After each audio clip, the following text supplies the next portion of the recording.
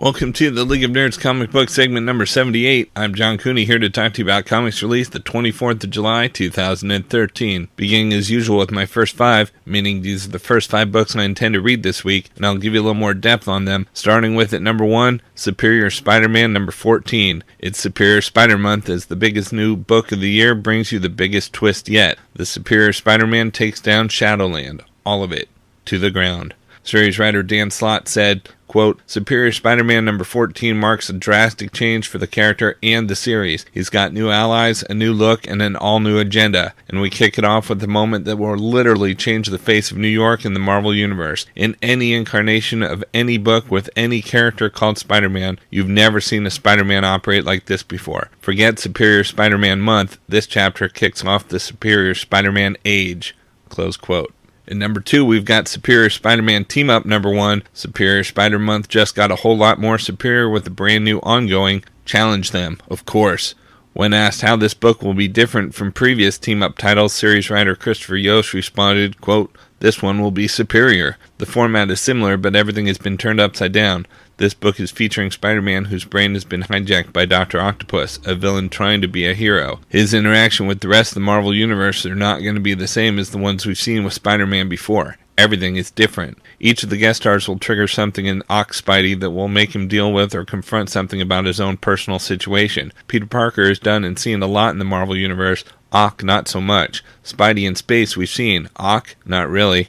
Ock in magic, Ock in aliens, the list goes on and on. The characters we choose and the stories we tell are chosen to introduce these characters and elements to readers through a new, different lens. Close quote. When asked about the first issue in particular, Yost says, quote, It starts off with a punch, actually. The story in number 1 is Spider-Man versus the Marvel Universe. Spidey has gone on a rampage against the superhero community, and the Avengers are forced to take him down. Close quote.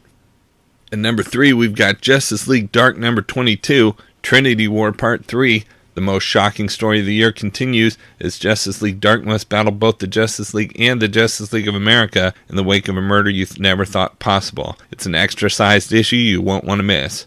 Series artist Mikkel Janin explained about the artistic expansion of the crossover, quote, Almost every character I love is in this book, so it's been very exciting. Superman is my favorite character, but it has been very special handling Wonder Woman, Batman, or Hawkman too. It has been a real challenge. It's true, JL Dark is a team book, and I've had scenes with a lot of characters battling, like in the Death of Magic arc, where we have 2 armies at war, but Trinity War is even bigger. Having so many characters, each one a star on his own, is a blast, and yes, I needed tons of research. Fortunately, I had the help of editors, writers, and artists involved in Trinity War, thanks to all of them. There's that scene where the JL Dark meets a big bunch of JL and JLA members. There are 18 characters, and it's been incredible being a part of this. But honestly, the best moments are in the panels of Ivan Reis, Joe Prado, and Doug Mankey. They're really amazing, and being in the process of building the story with these guys is a dream. Close quote.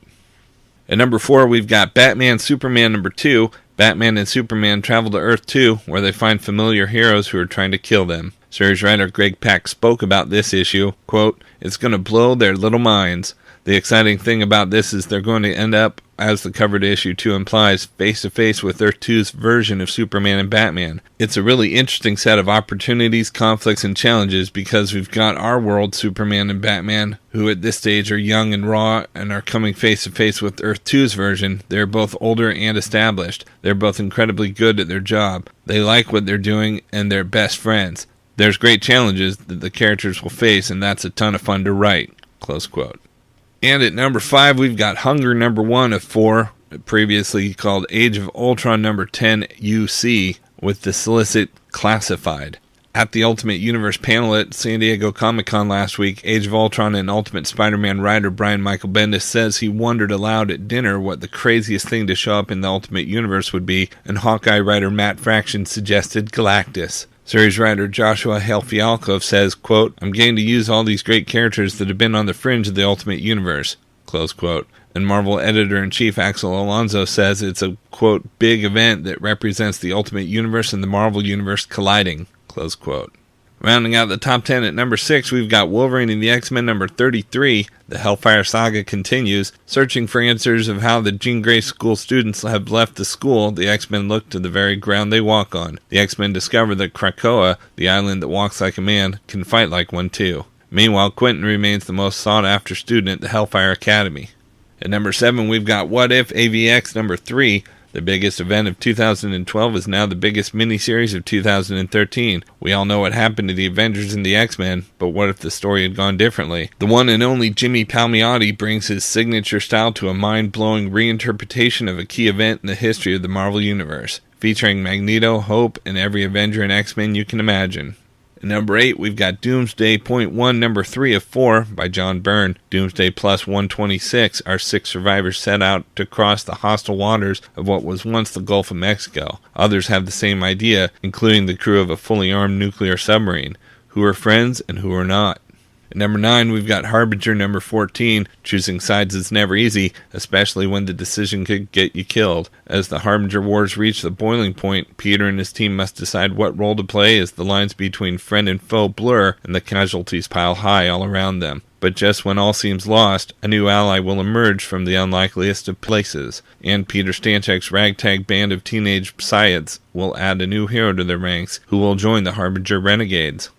And at number 10, we've got Bloodshot number 13. Harbinger Wars is going out with a bang. A battle for the lives of Project Rising Spirit's escaped Psyot children is being waged between Toyo Harada, Peter Stanchek's Renegades, and the Hardcore. And Bloodshot stands in the center of it all. But even if Bloodshot manages to win the day, will the tortured, traumatized, and uber-powerful kids he's fought for choose to remain under the protection of the Harbinger Hunter that once haunted their nightmares? Something's in the air, and a new era is unfolding for the weapon. No, the soldier. No, the man known as Bloodshot. For the best of the rest from DC Comics, we've got Batman The Dark Knight number 22. Picking up from recent issues of Batman, the origin of Clayface is revealed and a new mystery is introduced. Next, we've got Catwoman number 22. What lies beneath the streets of Gotham City? Catwoman is determined to find out, but Dr. Phosphorus stands in her way. We've also got Red Hood and the Outlaws number 22. As the fate of Jason Todd remains unclear, Starfire faces off against Essence to try to tip the scales, but in which direction? We've also got Superman number 22. Confronted with a Psy War, Superman falls before one of its leaders, the Hive Queen. And we've got Superman Unchained number 1 Director's Cut Edition. The debut issue of the Red Hot new series is back in a special Director's Cut Edition, shot directly from Jim Lee's pencils. This new edition also includes Scott Snyder's full script to the blockbuster story. Next, we've got Talon number 10. Can Calvin escape Santa Prisca, the most dangerous island in the planet, or will he fall at the hands of its ruler, Bane? And we've got Teen Titans number 22. Trigon triumphs over the Teen Titans as he begins to turn Manhattan into a staging ground for a demonic takeover of the planet. From Marvel this week, we've got Captain America number 9. With the only way back to Earth slowly closing forever, Captain America must make the hardest decision of his life. A new ally from the past arrives and makes everything worse. Zola's plot is hatched. Humanity is in the crosshairs. The final days of Dimension Z are here, and if Steve Rogers escapes intact, he will never be the same again.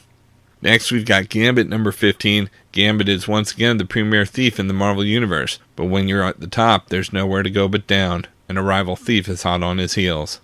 We've also got Hawkeye Annual number 1. Go west, young lady. Kate Bishop heads to Los Angeles to get away from New York life and Clint Barton, but not trouble. But Madame Mask is hanging out poolside with the rich and famous as well. Who is Kate Bishop? Find out alongside Kate Bishop herself as a wild new status quo comes to Hawkeye.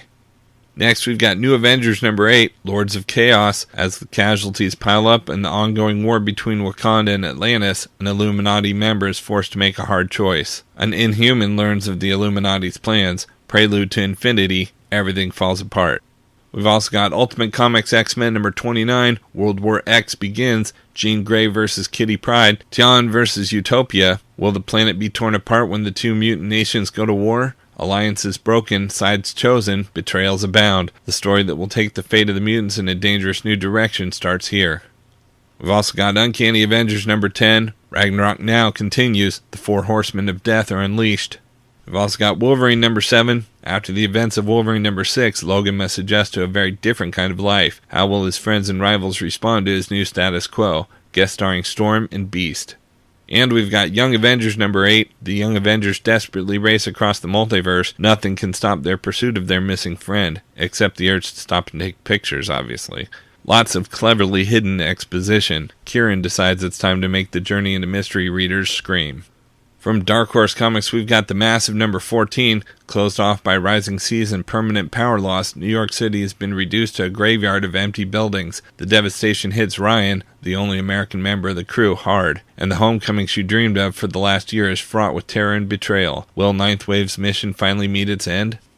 From IDW Publishing, we've got Rocketeer, The Spirit, Pulp, Friction number 1 of 4. The Spirit, created by Will Eisner, and The Rocketeer, created by Dave Stevens, are two of the most beloved characters in the history of comics. Now these two great pulp-inspired heroes meet for the very first time. A Central City councilman disappears and is found dead in Los Angeles. Commissioner Dolan, along with Denny Colt, aka The Spirit, and his daughter Ellen in tow, trek out to the City of Angels to investigate. Meanwhile, Cliff Secord, the Rocketeer, consoles his sweetheart Betty, who is traumatized after accidentally discovering the politician's body.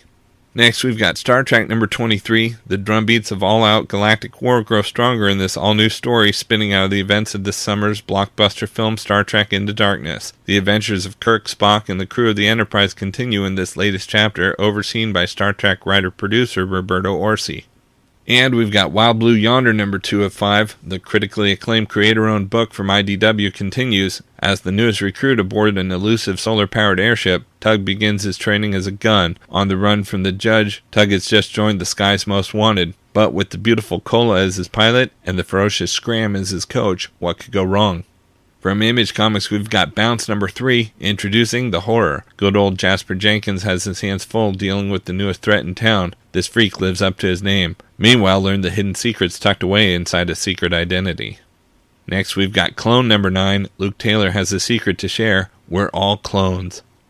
And we've got Lazarus number 2. Family Part 2. The Carlisle family has been attacked by their enemies to the south, and Forever's father suspects a conspiracy amongst his children. To root it out, he sends Forever into the arms of the enemy, Family Moray. Out in trades this week, we've got Nightwing Volume 2, Night of the Owls trade paperback. In this collection, Dick Grayson must face a deadly adversary as he learns of his connection to the mysterious Court of Owls. But even if he can't stop an undead assassin, he'll still have to deal with an anti-Gotham City army and the mysterious Paragon. Collects Nightwing number 8 through 12 and 0. And we've got Archer and Armstrong Volume 2, Wrath of the Eternal Warrior trade paperback. No one in the Valiant universe is more dangerous or more experienced in the art of war than the undying Eternal Warrior. After thousands of years in the battlefield, he's a master of strategy and weaponry, an unrelenting force of nature capable of dismantling entire armies with little effort and less conscience. His brother Armstrong, on the other hand, likes to read poetry and drink beer. Maybe that's why they've had such a bad falling out. But now, after years apart, the Eternal Warrior has a new mission. Destroy young Obadiah Archer, Armstrong's bestest new buddy and teammate in the war against the sect. And like it or not, Valiant's history-smashing adventure duo are about to feel the brunt of the Eternal Warrior's fist and steel. Collecting Archer and Armstrong number 5 through 9 by New York Times bestselling author Fred Van Lent of Amazing Spider-Man and the critically acclaimed artist Emanuela Lupacchino of X Factor. The second volume of the series that IGN calls hilarious and action-packed slams into high gear with the savage manhunt straight through the heart of the Valiant universe. Okay, so that's just a few of my favorite books out this week. There's still plenty of others available. I broke out all the Marvel titles this week in their own video, as well as a separate video for all of DC, and even a video with the top independent publishers. And you can find them all on my YouTube channel at he'sgotissues.com. And we'll also have links up on the leagueofnerds.com, our Facebook page, so be sure to like us there too. And of course, you can follow everything I'm reading on Facebook, Pinterest, Tumblr, or Twitter. You can find links to everything in the About section at he'sgotissues.com. And a reminder that both He's Got Issues and the League of Nerds are proud members of the Comics Podcast Network. So until next week, I'm John Cooney, and I've got issues.